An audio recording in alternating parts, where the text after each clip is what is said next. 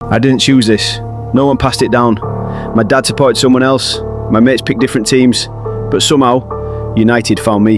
And now it's in my DNA. ሰላም እንዴት ናችሁ? ይህ ስለ ማንቸስተር ዩናይትድ ብቻ የሚዘገብበት የማንቸስተር ዩናይትድ ኢትዮጵያ የዩቲዩብ ቻናል ነው። ለዚህ ቻናል አዲስ ከሆናችሁ ሰብስክራይብ እያደረጋችሁ ቤተሰብ መሆናችሁን እንዳትረሱ። አዲስ ካልሆናችሁና ሰብስክራይብ ካደረጋችሁ ደግሞ ሼር በማድረግ የተለያየ ቦታ እንድንደርስ እንድታደርጉ በትህትና እንጠይቃችኋለን። ዛሬም እንግዲህ በአዲስ ፕሮግራም ተገናኝተናል። በዛሬው ፕሮግራም ማንቸስተር ዩናይትድ ወደ ሞሊኒክስ ስታዲየም ተጉዞ እንግዲህ ወልቨርሃምፕተን ወንደረርስ ጋር ጨዋታውን ያደርጋል። ስለዚህ ጨዋታ መነሳት ያለባቸውን ፖይንቶች የምናነሳ ይሆናል። ከነዛ ፖይንቶች መካከል ወልቭስ 6 ተጫዋቾች የተጎዱበትና በዚህ ሲዝን ምንም አይነት ጨዋታ ያላሸነፈ ቡድን ነው። ኮቢ ሜኑ ቤንች ላይ ለምንድን ነው እየተደረገ ያለው? ወይ ደግሞ ቤንች ላይ መሆኑ ፌር ነው ወይ? ኢቨን ጋዜጠኞች እንደዚሁም ደግሞ ደጋፊ ይሄ ተጫዋች ለምንድን ነው እየገባ ያልሆነው ብለው መጠየቃቸውስ አግባብ ያለው ጥያቄ ነው ወይንስ መጠየቅ የሌለበት ጥያቄ ነው የሚለውን ጉዳይ እናነሳለን። አሞሪም በአካዳሚ ተጫዋቾች አያምንም እየተባለ ደግሞ ይገኛል። ይሄ ነገር ምን ያህል ያስኬዳል የሚለውንም ነገር ለማየት እንሞክራለን። ማንቸስተር ዩናይትድ ቶፕ 4 ቶፕ 5 ሊገቡ ሲሉ ሁልጊዜ የሆነ ችግር ያጋጥማቸዋል። አንጀስ ይሆናሉ ልክ ዳሎት እንዳለው የሚለውን ነገር በዚህ ፕሮግራም ለማየት እንሞክራለን። ከእናንተ የሚጠበቀው እስከ ፕሮግራማችን መጨረሻ ድረስ አብራችሁን መቆየት። ማንቸስተር ዩናይትድ እንግዲህ ካለፉት በጣም ዲስአፖይንትድ ከሚያደርጉት ጨዋታዎች በኋላ እንግዲህ ሌላ የሚያደርገው ጨዋታ አለ። ይሄኛው ጨዋታ ምናልባት እንደ ዌስትሃም ሁሉ የሚገኝበት ፐርፎርማንስ በጣም መጥፎ የሆነውን ወልቭስን ነው የሚያስተናግደው ወይ ደግሞ ከወልቭስ ጋር ነው ጨዋታ የሚያደርገው። ማንቸስተር ዩናይትድ ከዚህ በፊት የነበረውን ጨዋታ መጨረሻ ሰዓት ላይ ያደረገውን ከዌስትሃም ጋር የነበረውን ጨዋታ ምናልባት አሸንፎ ቢሆን ኖሮ 5ኛ ደረጃ ላይ ሊቀመጥ የሚችልበት እድል በጣም ሰፊ ነበረ። ራሱን ለቶፕ 4 የሚያቀርብበት ትልቅ እድል ነበረ። ግን ደግሞ ያንን እድል ያልተጠቀመበትን መንገድ ነው እየተመለከትን የምንገኘውና በአሁኑ ደግሞ ሌላኛ እድል ቀርቦለታል፣ ሌላኛ እድል ገጥሞታል ብለን ማሰብ ወይም ደግሞ ማውራት እንችላለን። ይሄንን ያልኩበት ምክንያት ምንድን ነው? የሚያስተናግደው ቡድን ወይ ደግሞ የሚጋጠመው ቡድን ወልቭስ ነው። ወልቭስ ደግሞ ምንም አይነት ጨዋታን አላሸነፈም። 6 ተጫዋቾች ተጎድተውበታል። 6 ተጫዋቾች በጉዳት ምክንያት ወልቭስን አያገለግሉም አሁን ባለው ሁኔታ ላይና በጣም አለመረጋጋት ላይ የሚገኙ ቡድን ነው። አሰልጣኝ ቀይሯል። በጣም ብዙ ችግር ያለበት ቡድን ነውና ምንም ጨዋታ አላሸነፈም። ምንም ጨዋታ ያላሸነፈ ቡድን ደግሞ ማሸነፍ የተሻለ እድል የሚሰጠው እንደ ማንቸስተር ዩናይትድ አይነት ካለፉት ጨዋታዎች ያሸነፋቸውና አቻ የወጣቸው ጨዋታዎች የሚበልጡበት አጋጣሚ ያለ ቡድን ነውና ምናልባት ጥሩ እድል ቀርቦለታል ተብሎ ነው የሚታሰበው። ምክንያቱም ወልቭስ እንዳልኳችሁ በጣም መጥፎ ፐርፎርማንስ ነው እያሳየ የሚገኘው። ምንም ጨዋታ አላሸነፈም። አለማሸነፉ ብቻ አይደለም ደግሞ 6 ተጫዋቾች በጉዳት ምክንያት ሊያገለግሉት አይችሉም። ይህም በጣም ትልቅ የሚባል መጥፎ ዜና ነው ብዬ ነው የማስበው። ለማንቸስተር ዩናይትድ ግን የተሻለና ጥሩ የሚባል ዜና ነው ተብሎ ነው የሚታሰበው። ምክንያቱም ወልቭስ በጣም መጥፎ የሚባል ፐርፎርማንስ ላይ ስለሚገኝ ለማንቸስተር ዩናይትድ ጥሩ ድል ነው ተብሎ ነው የሚታሰበው። እንዲሁም ይሄንን ጥያቄ ለሩበን አሞሪም አቅርበውለት ነበረ። ምንም አይነት ጨዋታን አላሸነፈም እና እንዴት ነው እስካሁን አላሸነፈም ያለውን ነገር ተብሎ በሚጠየቅበት ሰዓት ላይ የትኛውም የፕሪሚየር ሊግ ቡድን አንድ ጨዋታ ያላሸነፈ ቡድን በፕሪሚየር ሊግ ታሪክ የለም። ስለዚህ መቼ ያሸንፋል መቼ ያሸንፍም የሚለው ዛሬ ነው ነገ ነው የሚለው ነገር አይታወቅምና ሊፈጠር የሚችል ነገር ነው ብሎ የተናገረበት አጋጣሚ አለና ይህን ንግግር ብቻ ሰዎች በሁለት አይነት መልኩ ተረድተውታል ወይ ደግሞ ተመልክተውታል። አንደኛው ፕሬሸሮችን ለመቀነስ፣ ምክንያቱም አንዳንድ ጊዜ አንዳንድ ቡድን ያለው የሳይኮሎጂካል ደረጃ ወይ ደግሞ የሳይኮሎጂ ጥንካሬ የአእምሮ ጥንካሬ ሜንታል ስትሬንግዙ የሆነ ትልቅ ነገር ሲጠብቀው፣ ለምሳሌ በቃ ማሳካት ያለበት የሆነ ትልቅ ነገር የሆነ ጫና ነገሮች በሚኖሩበት ሰዓት ላይ ጫና ነገሮች በሚፈጠሩበት ሰዓት ላይ ያ ቡድን በቃ ሲሰበር እንመለከታለን። ይሄ ምንድነው ያለው ሜንታሊቲ ብቁ ስላልሆነ ነው።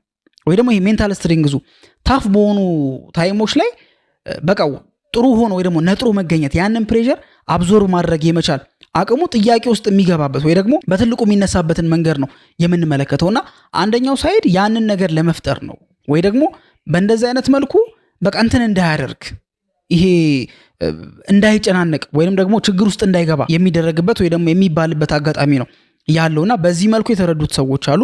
በሌላ በኩል ደግሞ የተረዱት ሰዎች ደግሞ እንዴት እንደዚህ አይነት ነገሮችን ይላል። ይሄ ማለት ላይክ ማንቸስተር ዩናይትድ ሊሸነፍ ይችላል ወይ ደግሞ ወልቭስ የማሸነፍ ቻንስ አለው።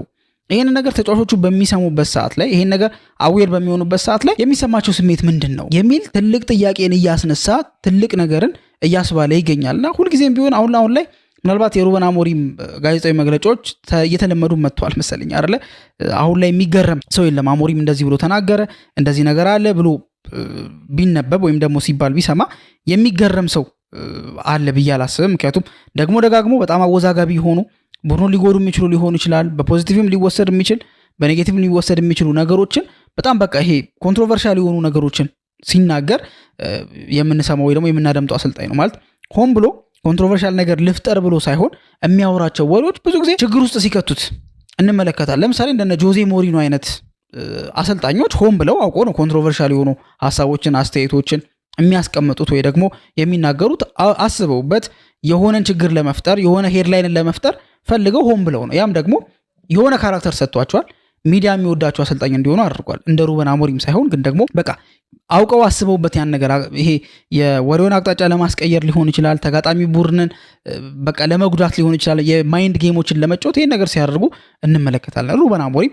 በዚህ መልኩ የሚካተት አይደለም። ግን የሚናገራቸው ነገሮች ግን ብዙ ጊዜ ሄድላይንን ሲፈጥሩ፣ ብዙ ጊዜ ችግሮችን ሲፈጥሩ፣ ተጫዋቾች እንዴት ይረዱታል ሲባል፣ ሊከፋቸው አይችልም ወይ ሲባል ብዙ ነገሮች ሲደረጉ ከዚህ በፊት ተመልክተናልና የሩበን አሞሪም ጋዜጣዊ መግለጫዎች አሁን ላይ ምናልባት እየተለመደ የመጣበትን አጋጣሚ ተመለከትን ይመስለኛል። አሁን ላይ ብዙም ሰዎች ሰርፕራይዝድ አይሆኑም፣ ብዙም ሰዎች ይሄ ነገር በመፈጠሩ አይገረሙም አይነት ነገርና እንደዚህ አይነት ነገር እየተፈጠረ ያለበትን ሁኔታ ነው እየተመለከትን የምንገኘው። ግን በዚህ መልኩ ተረድቶታል። በአጠቃላይ ግን ማንቸስተር ዩናይትድ የሚጫወተው ከወልቭስ ጋር ነው። ወልቭስ ደግሞ እንዳልኳችሁ ምንም ጨዋታ አላሸነፈም። አሰልጣኝ ቅያሬ አድርጓል በዚህ ዓመት ብቻ ማለት ነው። ኮንትራቱን ካራዘመ 4 ወር ራሱ አልሞላውም አሰልጣኙን ሲያሰናብትና ጥሩ ነገር ላይ አይደለም የሚገኙት። ቀድሞም ደግሞ የመውረድ ስጋት ካለባቸውና እንዲሁም ይወርዳሉ ተብለው ከሚታሰቡ ክለቦች መካከል አንደኞቹ ወልቭሶች እንደሆኑ ይታወቃል። አምናም በመከራ ነው የተረፉት፣ በጣም ተንጠልጥለው ነው የተረፉት። እድሜ ለነ ማቲያስ ኩኒያ ይሁንና ዘንድሮም ግን ከዚህ አደጋ የጸዱ አይመስሉም። አሁንም ችግር እንዳለ ይታወቃል። ብዙ መጥፎ የሚባሉ ነገሮች ሊፈጠሩ የሚችሉበት አጋጣሚ ያለ ይመስላልና ይሄን ነገር በምናይበት ሰዓት ላይ በማንቸስተር ዩናይትድ በኩል ጥሩ ድልን ይዞ የመጣ ጨዋታ ነው ተብሎ ይታሰባል። ይሄ እንዳለው ነው ደግሞ 6 ተጫዋቾች ደግሞ በጉዳት ምክንያት አይሰለፉም ለወልቭስ። ስለዚህ እነዚህ ፖዚቲቭ ነገሮች ማንቸስተር ዩናይትድን ይበልጥ የማሸነፍ ጥሩ ድል ጥሩ ቻንስ ይሰጡታል ተብሎ ይታሰባልና ማንቸስተር ዩናይትድ ይሄን ነገር በማየት መልኩ ይጠቀመዋል የሚለው ጨዋታው ሲደርስና ጨዋታው ከተከናወነ በኋላ የምንረዳው የምናውቀው ጉዳይ ይሆናል። ግን ደግሞ ቀድመን ግን ስንመለከት ግን የተሻለ ቻንስ ያለው ወረቀት ላይ ማንቸስተር ዩናይትድ ሆኖ እናገኘዋለን ማለት ነው። ከዛ ውጪ በዚህ ጨዋታ ላይ ኮቢ ሜኑ ከወልቭስ ጋር ማንቸስተር ዩናይትድ ከወልቭስ ጋር ስለሚያደርጉት ጨዋታ ስናነሳ ብዙ ጊዜ ኮቢ ሜኑ አብሮ ይነሳል አይደል? እንደምናስታውሰው ያቺን በጣም አስደናቂ ጎል ራሱ ድሪብል እያደረገ ከዛ በኋላ ኳሷን በሚገርም ኤፌ ያስቆጠረበትን መንገድ እናስታውሳለን። እና በኮቢ ሜኑ እና በወልቭስ መካከል የሆነ የተለየ ስፔሻል ግንኙነት ያለ የሚመስል ነገር እየተመለከትን እንገኛለን። ከዚህ በፊት እንደዚህ አይነት ታሪክ አለውና ያን ነገር እናስታውሳለን። ግን አንፎርቹኔትሊ በዚህኛው ጊዜ ግን ሩበን አሞሪም የኮቢ ሜኑ ላይ እምነት የለውም። ግልጹን ስንነጋገር በአጭሩ እምነት የለውም። እኔ ግራ የሚገባኝ ነገር ለምንድን ነው ክረምት ላይ ቢያንስ በውሰት ልውጣና አሁን የዓመቱ መጨረሻ ላይ በእኛ ዓመቱ መጨረሻ ላይ 2026 ላይ የዓለም ዋንጫ አለ አይደለ? እሱ ለዓለም ዋንጫ ራሴን ላሳይ ነው ያለው። ከማንቸስተር ዩናይትድ ፐርማነንትሊ ልውጣ አላለም፣ እስከ መጨረሻው ልውጣ አላለም።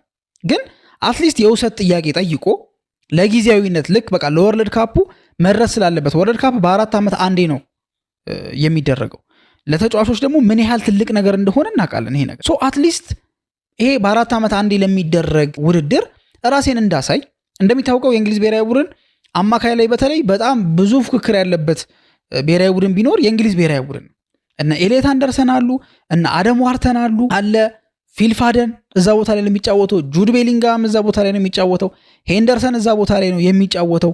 በጣም ብዙ ተጫዋቾች እዛ ቦታ ላይ አሉ። ስለዚህ በዛ ቦታ ላይ ዴክላን ራይስንም ሳረሳ ማለት ነው ፔኔትሬት አድርጎ መግባት በጣም ከባድ ነው አይደለም። እንደዚህ ምንም ጨዋታ ሳይጀምር ቀርቶ ወይ ደግሞ ምንም ጨዋታ ያልጀመረ ተጫዋች ቀርቶ እየጀመሩ ያሉ ተጫዋቾች ራሱ ስጋት አለባቸው። ጁድ ቤሊንጋም እኮ ስጋት አለበት። አሁን ጁድ ቤሊንጋም የመሰለፍ ዕድሉ እርግጠኛ አይደለም የሚባልበት ስኳር ላይ እንዴት ነው እንደ ኮቢ ሜኑ አይነት በልምድም አነስ ያለ ልምድ ያለው በእድሜም አነስ ያለ ልምድ ያለው በሚጫወትበት ክለብ ውስጥ የቋሚ ተሰላፊነትን ቦታ ያላገኘ በአሰልጣኝነቱ እምነት ያልተሰጠው ተጫዋች እንዴት እዛ ቦታ ላይ ሊገኝ ይችላል ወይ ደግሞ ሊገባ ይችላል? የማይመስል ነገር ነው አይደል? ስለዚህ ያ ነገር እንዳይፈጠር በሚል ኮቢ ሜኑ በቃ በውሰት ለመልቀቅ ጥያቄ አቅርቦ ነበር፣ ኦፊሻል ጥያቄ አቅርቦ ነበር። ግን ማንቸስተር ዩናይትድ ያን ነገር ውድቅ አድርጎታል ይመስለኛል። የኔ ግምት ወይ ደግሞ ጥርጣሬ የሚሆነው ሩበን አሞሪም አይመስለኝም ይሄንን ዝውውር እንዲቋረጥ ያደረገው። ግን ደግሞ የማንቸስተር ዩናይትድ ይሄ መወሰን የሚችሉት አካላት የኢኒዮስ ቡድን አባላት ናቸው ይሄን ውሳኔ የወሰኑት ብዬ ማስብ። ምክንያቱም ልጁ ሆም ግሮውን ነው ኦልሬዲ ቀድሞ ሎካል ቦዮች እየወጡ ይገኛሉ አይደለ? ራሽፎርድ ወጥቷል፣ ጋርናቾ ወጥቷል፣ የለም ጋርናቾ አሁን ላይ ሆም ግሮውን ሆኖ ወይ ደግሞ እዛ ሎካል ቦይ ሆኖ ወይ እዛ ከአካዳሚ ፍሬ የተገኘ ሆኖ ኮንሲስተንትሊ በቋሚ እየተጫወተ ያለን ተጫዋች ማግኘት ከባድ ነው። ኦልሞስት የለም አይደለ? በየትኛውም ቦታ ላይ በካሪንግተን በማንቸስተር ዩናይትድ አካዳሚ ያደገ ተጫዋች በማንቸስተር ዩናይትድ ቋሚ 11 ውስጥ አይገባም። ቤንች ላይ አለ ግን አይገባም። ይሄ እውነታ ነው። ሶ እንደዚህ ባለበት ሁኔታ የማንቸስተር ዩናይትድ ባለስልጣናት መልቀቅ አልፈለጉም። እሱን ይመስለኛል። ይሄ እኔ ግምት ነው። እንዲህ ነው የተባለ ነገር የለም ግን መልቀቅ አልፈለጉም። ሩበን አሞሪም አይደለም ያንን ነገር ያዝውውር እንዳይደረግ ያደረገው ሩበን አሞሪም አይደለም፣ ታግሎ ያስቀረው ሩበን አሞሪም አይደለም ያልኩበት ምክንያት አመቱ ከጀመረ ጊዜ ጀምሮ ኮቢ ሜኑን አይደለም የሚፈልገው። ኮቢ ሜኑን ከማስገባት ይልቅ ማንቸስተር ዩናይትድ ከተቆጠረበት ወደ 23 ያክል ጎሎች 14ቱ እሱ ከገባ በኋላ ወይ እሱ ሜዳ ውስጥ ሆኖ የተቆጠረበትን ማኑኤል ኡጋርቴን የተሻለ ያምነዋል። በጉዳት ምክንያት ፊትነሱን ለማግኘት እየሞከረ የሚገኘውን ሜሰን ማውንትን ከሱ በተሻለ እዛ ቦታ ላይ ያምነዋል። 10 ቁጥር ቦታ ሊሆን ይችላል፣ 6 ቁጥር ቦታ ሊሆን ይችላል። 6 ቁጥር ቦታ ላይ ብሩኖ ፈርናንዴዝ ያ ቦታ ከብዶታል፣ ግን ስቲል የሚጫወተው ብሩኖ ነው። ካሴሚሮ 90 ደቂቃ መጫወት አይችልም። ተቀይሮ የሚገባው ግን ማኑኤል ኡጋርቴ ነው። እነዚህን ስንመለከት ሩበን አሞሪም ነው ያስቀረው፣ ሩበን አሞሪም ነው እንዳይወጣ ያደረገው ብሎ መቀበል እኔ በግሌ ይከብደኛል። የእሱ ጉዳይ ነው ብዬ አላስብም። በምንም ሆነ ምክንያት ግን ኮቢ ሜኑ ቀርቷል። ከማንቸስተር ዩናይትድ ሊወጣ አልቻለም። ሌላ ክለብ አልገባም። አሁን ላይ ወደ 12 ያክል ክለቦች በጃንዋሪ ብቻ ይፈልጉታል። ልጁ ታለንቱ ግልጽ ነው። የፕሪሚየር ሊግ ተፎካካሪው የሆነው ቼልሲ ሳይቀር እነ ናፖሊ ሊሆኑ ይችላሉ፣ ሌሎችም ቡድኖች በኢጣሊያን ቡድኖች፣ ዩሮፕ ላይ ያሉ ትልልቅ ቡድኖች ኮቢ ሜኑን በደንብ አድርገው ይፈልጉታል። ለምን? ልጁ ታለንቱ የሚካድ አይደለም፣ ወዲያ የሚያስብል አይደለም። ጀነሬሽናል ታለንት እንደሆነ ይታወቃል። የማንቸስተር ዩናይትድ አካዳሚ ካፈራቸው ተጫዋቾች ካፈራቸው ፍሬዎች እንዲሁም ከቅርብ ጊዜ ከመጡት ኮቢ ሜኑ ምርጡ እንደሆነ ይታወቃል። ይሄን ተጫዋች ሩበን አሞሪም እየፈለገው አይደለም። ምክንያቱ ምንድን ነው ሲባል ዘንድሮ ያለው ምክንያትና አምና ያለው ምክንያት ተመሳሳይ አይደለም። ስለዚህ ለእኔ የሚነግረኝ ነገር የዘንድሮ ምክንያትና የአምናው ምክንያት የማይገናኝ ከሆነ የሆነ ያልተመቸው ነገር አለ ማለት ላይክ ቶታሊ አልተመቸውም። ላይክ በሚሰጠው ሪዘን ሳይሆን ያልተመቸው አጠቃላይ ነው ያልተመቸው አይደለ? ይለያያል እኮ በሚሰጠው ምክንያት ከሆነ በሚሰጠው ሪዘን ከሆነ አሁን ለምሳሌ ካሴሚሮን መጀመሪያ ላይ ያልፈለገበት ምክንያት የሆነ ሪዝን ነበር አይደለ? ያም ሪዝን ምንድነው? ያልፈለገበት ሪዝን ምንድነው?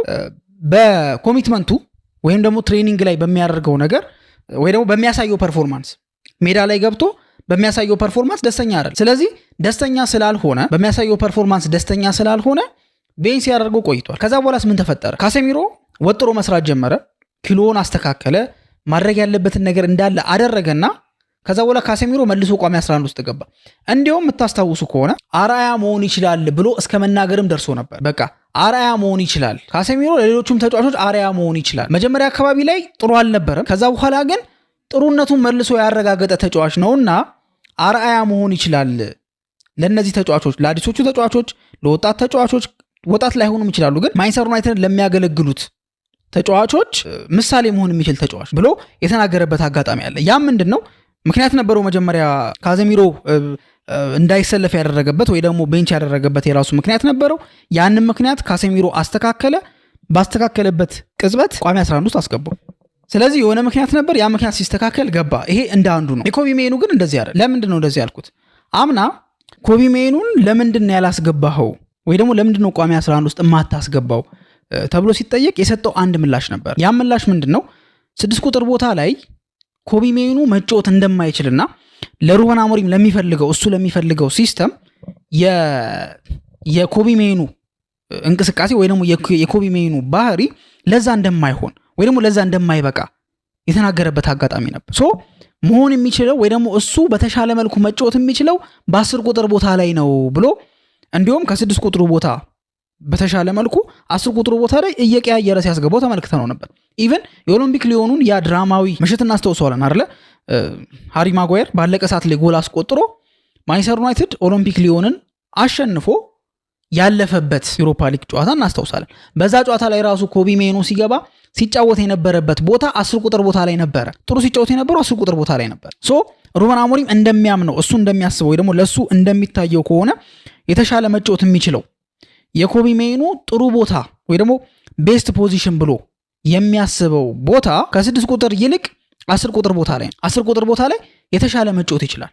ብሎ ነው የሚያስበው። የኮቢ ሜኑ አሪፉ ብቃት፣ አሪፉ ፐርፎርማንስ፣ የተሻለ እንቅስቃሴ ማድረግ የሚችለው 10 ቁጥር ቦታ ላይ ሲሆን ነው። ስለዚህ 6 ቁጥር ቦታ ላይ ከሚሆን 10 ቁጥር ቦታ ቢሆን ይሻላል የሚል ሐሳብ እንደነበረው ከንግግሩ ራሱ ካወራው መረዳት እንችላለን። አምና ላይ ማለት ነው። ዘንድሮ ሲጠየቅ ደግሞ ያንኑ መልስ አይደለም የደገመው። ዘንድሮ ሲያወራ በሱ ቦታ የሚጫወተው ብሩኖ ፈርናንዴዝ የተሻለ እየተንቀሳቀሰ ነው።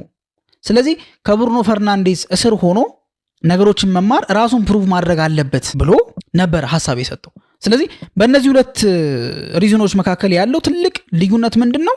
የሐሳብ ኮንሲስተንሲ ልዩነት በግልጽ መመልከት እንችላለን። ያም ልዩነት ምንድነው? መጀመሪያ ላይ የተናገረው ነገር ሜኑ 6 ቁጥር ቦታ ላይ መሆን ስለማይችል 10 ቁጥር ቦታ ላይ ነው መጫወት የሚችለው የሚል ነበር። 10 ቁጥር ቦታ ላይ ማለት ሶ 10 ቁጥር ቦታ ላይ መሆን የሚችል ነው ብሎ አምና ከተናገረና አምና በዛ ቦታ ላይ ካሰለፈው ዘንድሮም ያንን ሐሳብ እንዲደግም እንጠብቃለን አይደል? ምክንያቱም ሐሳቡ የሆነ ቋሚ የሆነ ነገር እስከሆነ ድረስ ሊለዋወጥ ይችላል ተብሎ አይታሰብም። ስለዚህ ትልቁ ምክንያት ኮቢ ሜኑ 6 ቁጥር ቦታ ላይ መሆን አይችልም። ለዛ ምንድነው ዝግ ይላል ወይ ደግሞ ፍጥነት ይጎለዋል የሚል ነበረ።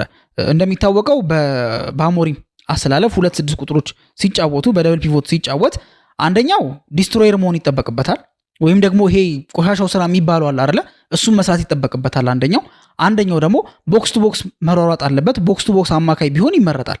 ፕሮግሬሲቭ ተጫዋች ቢሆን ፕሮግሬሲቭ ፓሶችን ማድረግ የሚችል ተጫዋች ቢሆን ይመረጣል። ፕሪፈረብል ነው እንዲሰራ ማለት ነው። ሶ በ6 ቁጥር ቦታ ላይ በዲስትሮየር ቦታ ላይ ካሴሚሮ ካለ ወይ ኡጋርቴ ካለ በዛ በኩል ፓሰር ፕሮግሬሲቭ ጨዋታዎችን መጫወት የሚችል ከኳስ ጋር ጥሩ የሆነ ተጫዋች ቦክስ ቱ ቦክስ አማካይ ያስፈልጋል። ቦክስ ቱ ቦክስ አማካይ ደግሞ ብዙ ጊዜ ጥሩ የሚባሉት ቦክስ ቱ ቦክስ አማካዮችን ከተመለከታችሁ በጣም ፈጣን ናቸው። ፈጣን ሩጫዎችን ነው የሚያደርጉት። በፍጥነት መንቀሳቀስ የሚችሉ ተጫዋቾች ናቸው እንጂ ዝግ የሚሉ ተጫዋቾች አይደሉም፣ ወይ ደግሞ ፍጥነታቸው የላላ አይነት ተጫዋቾች አይደሉም። ስለዚህ ከዚህ አንጻር አንደርስታንድ ልናደርገው እንችላለን አሞሪምን። ምክንያቱም ፈጣን ተጫዋች መሆን አለበት። ቦክስ ቱ ቦክስ ነው የሚጫወተው። ከሚናው አንጻር ከተለያዩ ነገሮች አንጻር የተሻለ ነገር ማድረግ ይጠበቅበታል ቢባል የማይስማማ ይኖራል ብዬ አላስብም።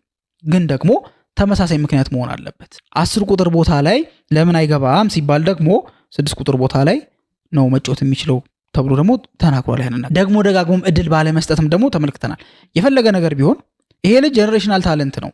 ሁሉን ነገር የጨረሰ ተጫዋች አይደለም። ብሩኖ ፈርናንዴዝን 6 ቁጥር ቦታ ላይ ከማለማመድ በእርግጠኝነት ኮቢ ሜኑ 6 ቁጥር ቦታ ላይ ማለማመድ ይቀላል። ለምን?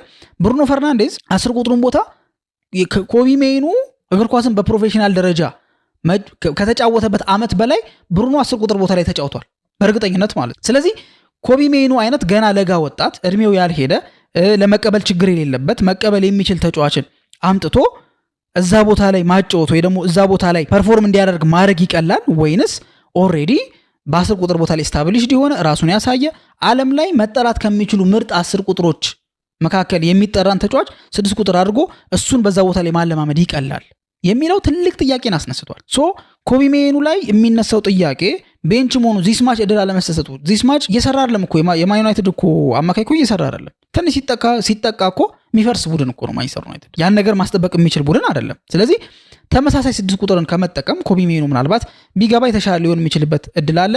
ከኮቢ ሜኑ ጋር ተያይዞ ደግሞ ጋዜጠኞች የጠየቁት ሌላም ጥያቄ አለ። ሩበን አሞሪም የአካዳሚ ተጫዋቾችን አያምንም ወይ ደግሞ አታምናቸውም ወይ ተብሎም ተጠይቆ ነበር።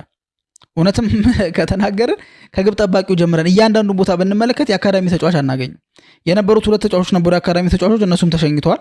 ሃሪ አማስን ጨምሮ የአካዳሚ ተጫዋቾች ተሸኝተዋል። ማንም ተጫዋች የለም የማንቸስተር ዩናይትድ ቋሚ 11 ውስጥ። ከበረኛው ላመንስ ጀምረን ማቲያስ ዴሊክት፣ ሌኒዮሮ፣ ሉክሾ ወይ ደግሞ ሃሪ ማጓየር ከገባ፣ አይደን ሄቨን ከገባ፣ አማካይ ላይ ካሴሚሮና ብሩኖ ፈርናንዴዝ፣ በቀኝ ዊንግ ባክ ቦታ ላይ ዳሎ፣ በግራ በኩል ዶርጉ ወይ ደግሞ ዳሎ ምዛ ቦታ ሊጫወት ይችላል።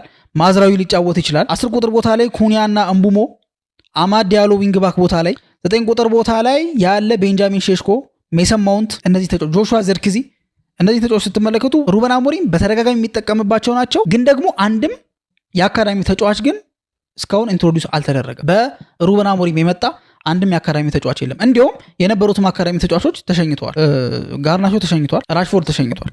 አሁን መሸኘታቸው አግባብ ነው አይደለም የሚለው አይደለም የሚያከራክረን አይደለ፣ ግን ያምናሉ የምርም የሚለውን ነገር ጥያቄ ያስነሳልና አያምንም የሚሉት ወገን አያምንም ቢሉ ትልቅ ምክንያት ይኖራቸዋል ብዬ አስባለሁ። ምክንያቱም ምንም አይነት የአካዳሚ ተጫዋች እየተጫወተ አይደለም። የአካዳሚ ምርጡ ተጫዋች ኮቢ ሜኑ ራሱ እድል እየተሰጠው አይደለም።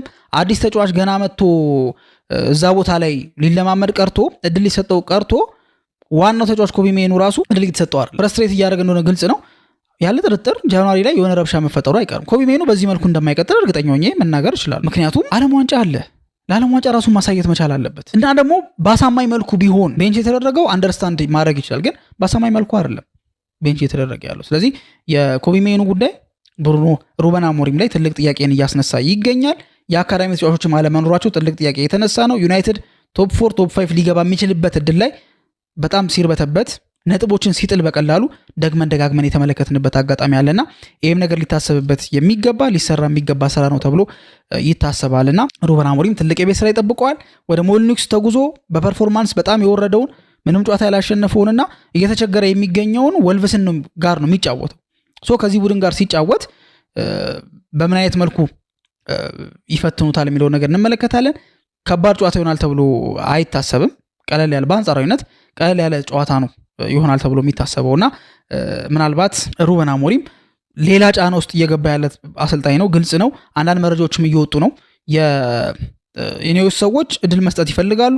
የግሌዘር ቤተሰቦች ደግሞ ይበቃዋል፣ ከዚህ በላይ እድል ሊሰጡ አይገባም እየተባለ ይገኛልና እነዚህን ነገሮች ለመመለስ ለራሱም ቢሆን ጊዜ ለመግዛት እነዚህን ጥያቄዎች መመለስ አለበት። በብዙ ኔጌቲቭ ነገሮች ነው ይህን ጨዋታ ዩናይትድ ያደርጋል ተብሎ የሚታሰበውና በምን አይነት መልኩ ወደ ራሱ አድቫንቴጅ መቀየር ይችላል የሚለውን ነገር አብረን የምንመለከት ይሆናል። ግን ደግሞ በማንቸስተር ዩናይትድ ቤት በኩል የተወሰኑ ያለፉትን ጨዋታዎች የተወሰነ መረጋጋት ነገሮችን እየተመለከትን ነበረ። አሁን ግን መልሶ ጫናው እየመጣ ያለበትን መንገድ እያየን እንገኛለን። እንዴት አድርጎ ሩበን አሞሪም ያስተካከላል የሚለውን ደግሞ በውጉት እናያለን ማለት ነው። እናንተስ ያላችሁ ሀሳብ ምንድን ነው? በኮቢ ሜኑ ጉዳይ ሩበን አሞሪም ትክክል ነው ወይ የሚለውን ሀሳብ በኮሜንት ሴክሽን ላይ ታስቀምጡልን እንጠይቃችኋለን። ለዛሬ የነበረን ፕሮግራም ይሄንን ይመስል ነበረ። በቀጣይ ፕሮግራም